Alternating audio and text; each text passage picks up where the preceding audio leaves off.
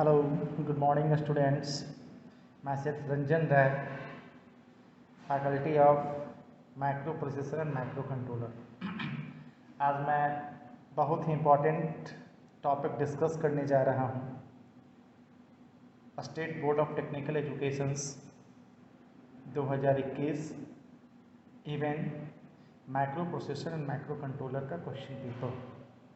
बच्चों का डिमांड था कि सर ऑब्जेक्टिव क्वेश्चंस में प्रॉब्लम्स होते हैं, तो मैं आज आप लोगों के सामने 2021 इवेंट का micro processor and micro controller का ऑब्जेक्टिव क्वेश्चन डिस्कस करने जा रहा हूँ। सबसे फर्स्ट क्वेश्चंस है the 8051 content 8051 micro controller. Syllabus में आपको 8085 माइक्रो प्रोसेसर पढ़ना है और 8051 माइक्रो कंट्रोलर पढ़ना है। तो यहाँ पे क्वेश्चन है 8051 कंटेंट।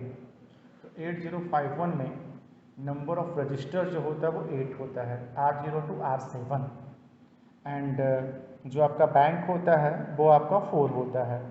मीन्स आपका क्वेश्चन है द 8051 कंटेंट, तो आपका ए ऑप्शन सही है, 4 बैंक्स ऑफ 8 रजिस्टर। और अभी मैंने बताया कि जो रजिस्टर होता है वो R0 to R7 होता है, मतलब नंबर ऑफ जो रजिस्टर होगा वो कितना हो जाएगा, 8 हो जाएगा। और टोटल जो बैंक रहता है वो कितना रहता है, 4। तो एक बैंक में अगर 4, 7, 8 रजिस्टर्स आएंगे तो टोटल नंबर जो हो जाएगा वो कितना हो जाएगा, 32।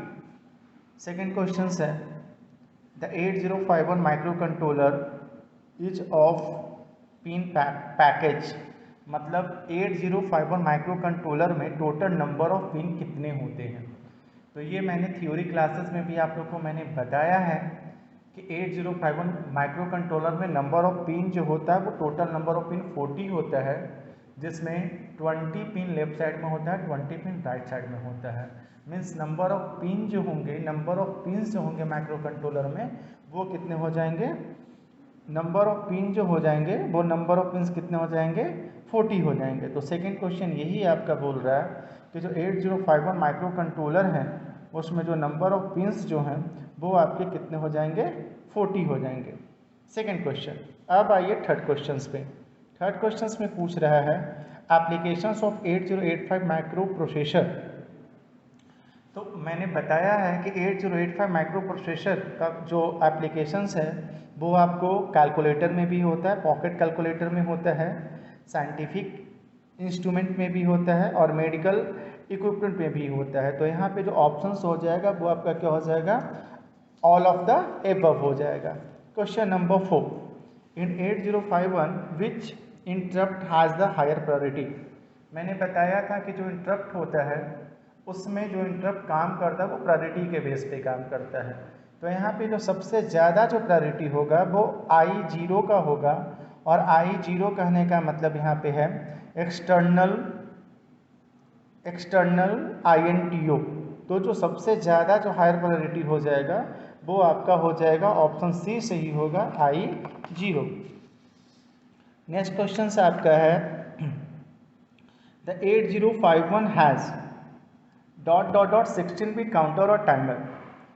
तो मैंने बताया था कि जो नंबर ऑफ टाइमर और काउंटर होता है वो आपका 2 होता है, काउंटर 0 काउंटर 1, टाइमर 0 और टाइमर 1, और जो टोटल लेंथ होता है वो आपका हो जाता है 16 बिट, और उस 16 बिट को 2 पार्ट में डिवाइड किया जाता था, 8 बिट और 8 बिट, 8 बिट लेफ्ट पार्ट और 8 बिट राइट पार्ट।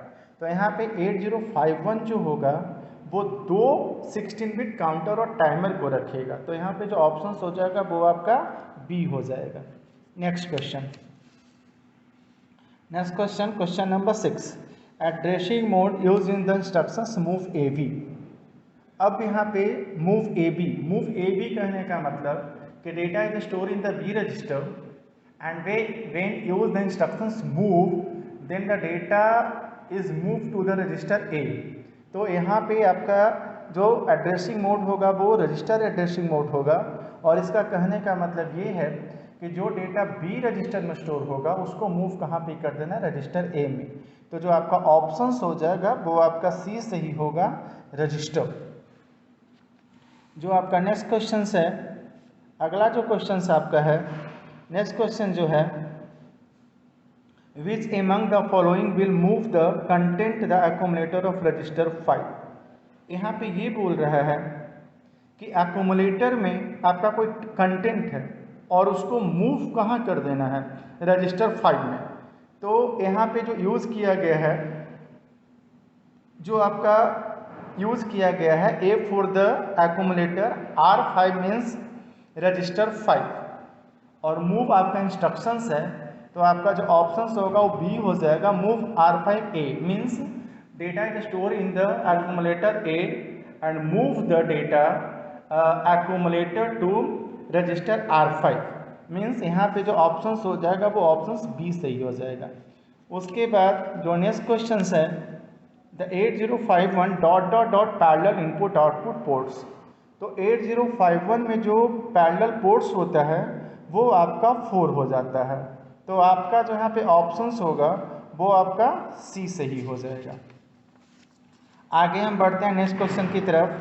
आपका नेक्स्ट क्वेश्चन 9th है, STA 9000H in an instructions of.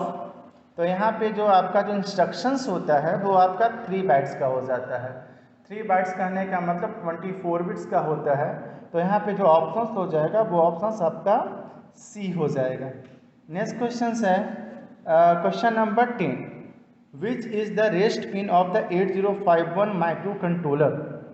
अभी मैंने बताया कि 8051 में नंबर ऑफ पिन जो होते हैं वो नंबर ऑफ पिन आपका 40 होता है, मीन्स 20 लेफ्ट साइड में 20 राइट साइड में। तो जो आपका रेस्ट पिन होता है वो पिन नंबर 9 होता है, जिसको हम लोग रेस्ट पिन बोलते हैं।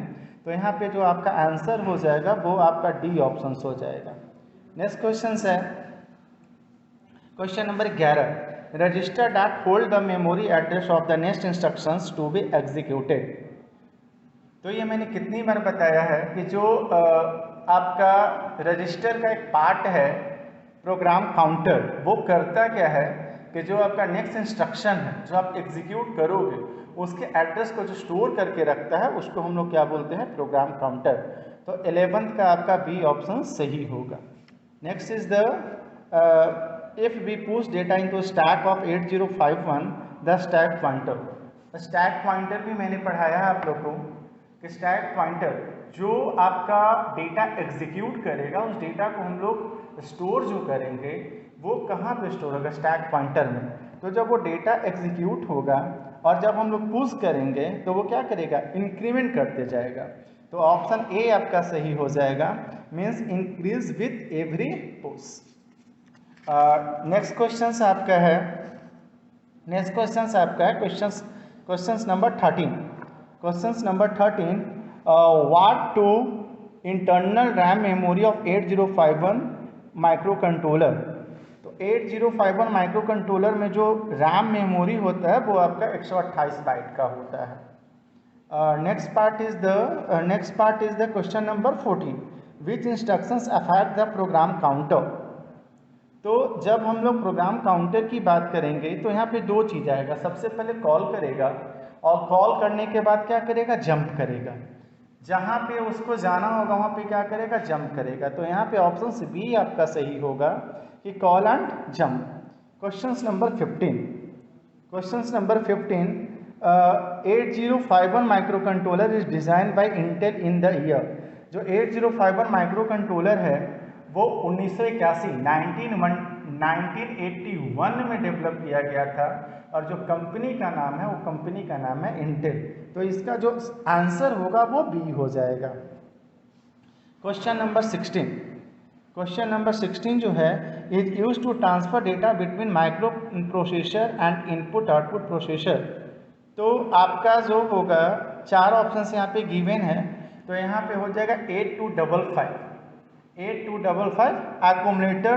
इसका जो यूज किया जाता है वो आपको ट्रांसफ़र करने के लिए डेटा को किया जाता है, किसके किसके बीच में, input output processor and micro processor के बीच में।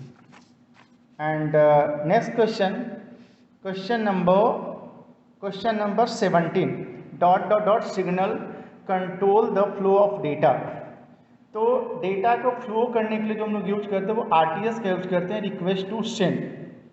हम लोग रिक्वेस्ट करेंगे डेटा को सेंड करने के लिए, तो यहाँ पे जो ऑप्शंस हो जाएगा वो आपका हो जाएगा RTS, options B. And question number 18, ALU of 8051 microprocessor can perform the operations of.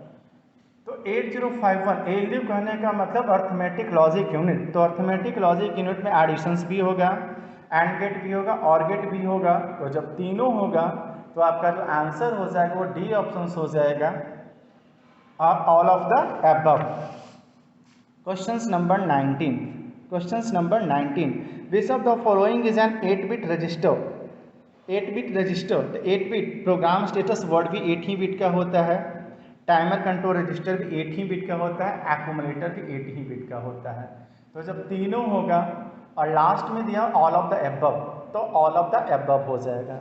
And the last questions, how many timer counter 8051 16-बिट माइक्रो कंट्रोलर हैज़। ये क्वेश्चन को फिर से रिपीट किया गया, एक ही साल में क्वेश्चन को दोबारा रिपीट किया गया है। और मैंने बताया है कि 8051 माइक्रो कंट्रोलर जो होगा उसमें जो नंबर होगा टाइमर और काउंटर का, जो आपका 16 बिट का होता है वो आपका 2 होता है। तो आपका बी ऑप्शन यहाँ पे सही होगा। ये मैंने क्वेश्चंस जो भी करवाया, टोटल ऑब्जेक्टिव मैंने करवाया, और ये जो क्वेश्चन था 2021 इवेंट का है। इसी तरीके से सारे ईयर का क्वेश्चंस 1 बाय 1 करके मैं अपने चैनल पे, और 2 चैनल्स हैं, एक IB टेक्निकल क्लासेस उसमें भी आप देख सकते हैं, और CS गुरुकुल, दोनों में मैं शेयर कर दूंगा। और आप सब्सक्राइब करना ना भूलें, और आपको सारे ऑब्जेक्टिव का आंसर मैं उसमें शेयर करते जाऊंगा। Thank you students.